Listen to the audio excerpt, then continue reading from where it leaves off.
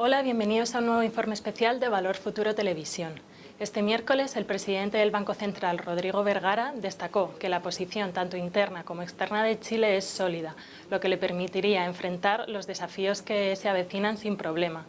Al dar a conocer su nuevo informe de política monetaria y de estabilidad financiera, recordó que esto no significa que el país sea inmune a lo que sucede en el resto del mundo. Escuchemos un extracto de lo que dijo. ¿Qué es lo que estamos viendo en la actualidad? Yo diría que, en primer lugar, en lo grueso, el escenario macroeconómico ha evolucionado en línea con lo previsto en los últimos IPOM. Nosotros esperábamos y habíamos previsto una cierta desaceleración de la economía que ha ido tomando lugar, se ha ido dando, en algunos casos más, en otros casos menos intensamente de lo que esperábamos, pero de alguna forma se ha ido produciendo esta desaceleración.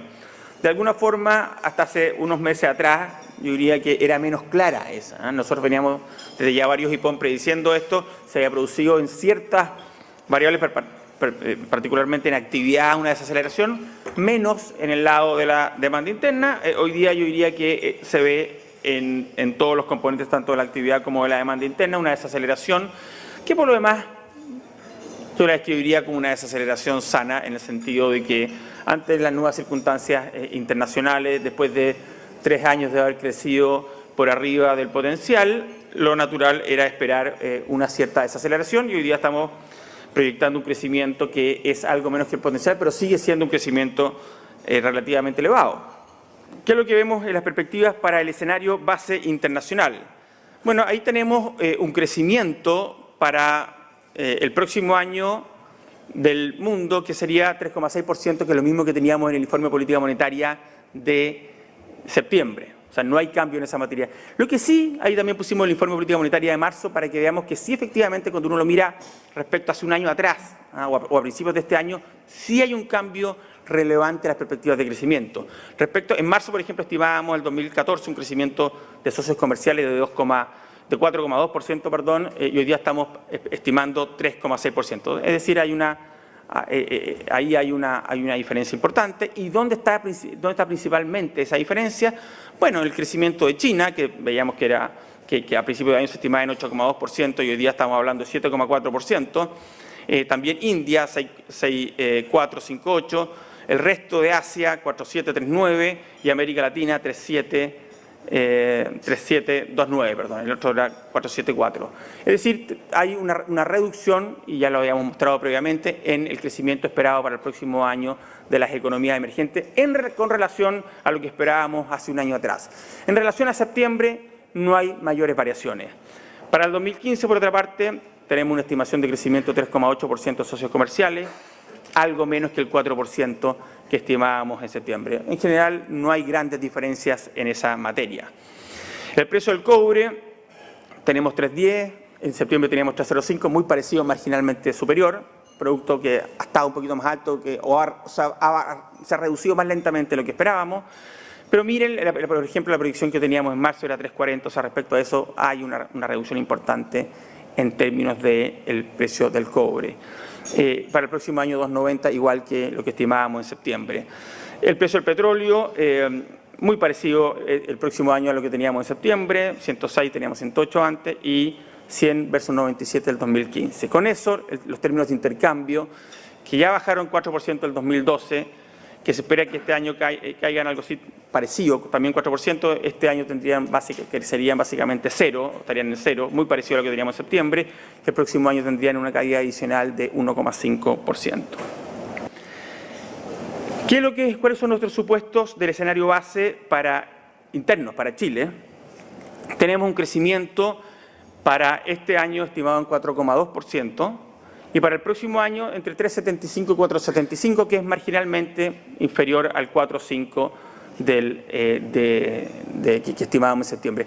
Y quiero dejar bien claro el punto, es marginalmente inferior, no estamos hablando de cambios significativos, y por eso en general estamos viendo una situación bastante parecida, al menos en esta materia, de lo que veíamos previamente. De hecho, si ustedes piensan, el crecimiento del próximo año sería muy parecido al crecimiento de este año. El punto medio de esa proyección es 4,25, la proyección para este año es 4,2, un crecimiento parecido en ambos años. La demanda interna Para este año hicimos un cambio importante, se produjo una revisión importante de la proyección de 4,9 a 3,9%. Hay una desacumulación, como les decía, de inventario significativa, mayor a la esperada, pero también hay un crecimiento de, como vemos ahí en pantalla, de la formación bruta de capital fijo, que se revisa significativamente hacia abajo de 5,6 a 3,9%. El consumo, la revisión es marginal, de 5,6 a 5,4 este año. Hay una revisión importante al alza de las exportaciones y a la baja de las importaciones. Con ello, el déficit en cuenta corriente estimado baja 3,2%, que ciertamente es un elemento que atenúa nuestras preocupaciones que teníamos previamente respecto a la evolución que tenía la cuenta corriente. El IPC se mantiene la misma proyección que para este año que lo que teníamos en septiembre, mientras que la inflación subyacente sería marginalmente superior, 1,9 versus 1,7. Para el próximo año tenemos una demanda interna 4,8 versus 4,9 en septiembre, o sea, muy parecida, y una demanda interna sin inventario de 4,5%. Es interesante destacar que mientras la demanda interna sería superior, crecería más que el año pasado, la demanda final, consumo más formación bruta de capital fijo, crecería algo menos. Y la razón es que vemos una recuperación en el nivel de inventario. O sea, parte de la reducción de inventarios la consideramos como indeseada y, por lo tanto, eso va a tener un efecto durante el próximo año. De hecho, también parte del crecimiento del próximo año precisamente se sostiene por una recuperación de esta variable.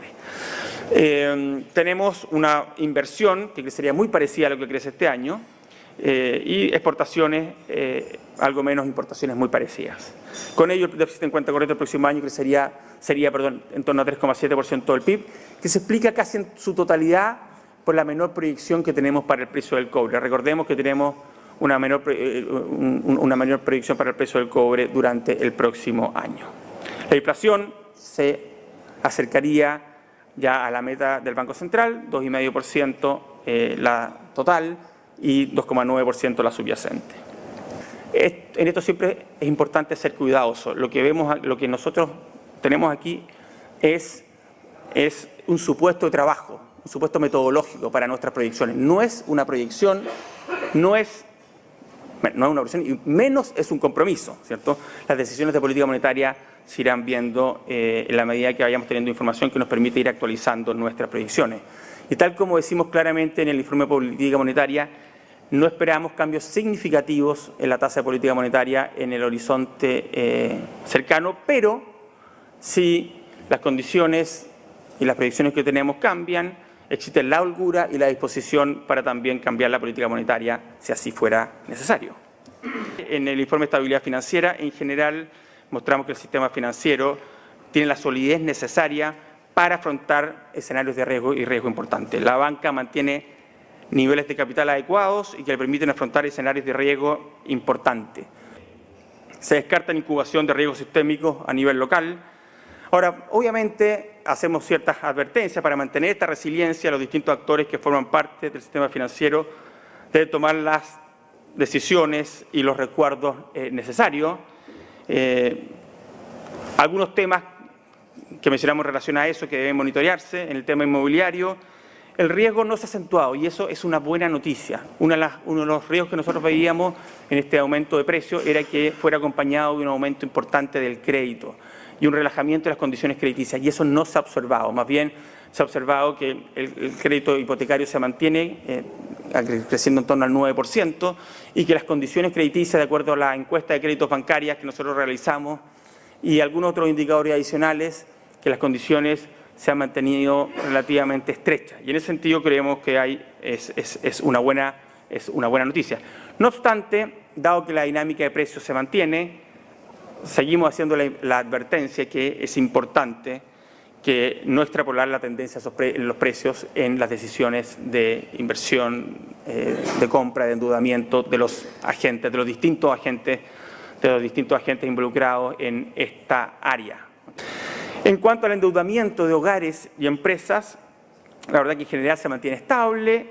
En el caso de las personas, de hogares, de hecho hay una leve reducción que ya se mantiene por un tiempo, es marginal, pero reducción al fin y al cabo, tanto en el nivel de endeudamiento como en la carga financiera, y eso es una buena noticia. Hay que tener cuidado, no obstante, ahí, porque lo que tenemos nosotros son datos agregados, y por eso siempre hacemos hincapié en la necesidad de avanzar en el sistema de obligaciones económicas, de la base de datos consolidado de deudores, para poder tener información más desagregada. En el promedio se ve esto, evidentemente que uno puede tener grupos más o menos endeudados. Déjeme cerrar con algunos comentarios finales. El escenario macroeconómico en lo grueso ha evolucionado de acuerdo con las tendencias descritas en el último informe de política monetaria, en los últimos informes de política monetaria, en particular bastante parecido a lo que teníamos en septiembre. Hay algunas diferencias en algunas áreas y en particular quiero destacar la menor proyección de déficit de la cuenta corriente. Pero en el resto yo diría que son bastante parecidos. Las perspectivas internacionales son de un crecimiento más balanceado entre las economías desarrolladas y las emergentes, condiciones financieras más normales y menores precios de las materias primas. Cuando uno dice condiciones financieras más normales, permítame una pequeña reflexión al respecto. ¿Por qué yo sigo pensando que este fin del relajamiento monetario en Estados Unidos y más adelante, todavía no es previsible cuánto, tanto en Europa como en Japón, es una noticia positiva? Porque hemos vivido muchos años ya, 5, con lo que se llama dinero fácil, digamos, acceso muy amplio y muy barato a financiamiento externo. Y obviamente que eso es una buena noticia por un tiempo, pero en la medida que no sea normal, puede generar desequilibrio en los países, pueden generar exceso de endeudamiento, crecimiento fuerte del crédito, aumento en el precio de los activos, apreciación cambiaria, déficit en cuenta corriente elevado. Y en ese sentido, creo que mientras antes se normalicen las condiciones financieras internacionales, mejor en el mediano y largo plazo para las economías emergentes en su conjunto. Hay algunas economías emergentes que han girado mucho en relación a ese financiamiento barato, abundante. Por lo tanto, ya están en problemas, ¿cierto? Van a tener que hacer los ajustes necesarios. Nosotros creo que hemos pasado bastante bien durante todo este periodo, no incubando desequilibrio. Y por el contrario, digamos, con política, por ejemplo, fiscal muy austera. Recordemos que Chile no tiene endeudamiento público en términos netos, y eso son muy pocos los países que pueden decirlo. Con un Banco Central autónomo, con política monetaria flexible, tenemos espacio, como decía, la política monetaria, tipo de cambio flexible, un sistema financiero sólido, solvencia en las cuentas externas, etcétera, ¿cierto? Tenemos fondos soberanos, reservas internacionales abundantes. Es decir, estamos en una situación que yo diría que es bastante sólida para enfrentar un escenario externo más complejo en el corto plazo.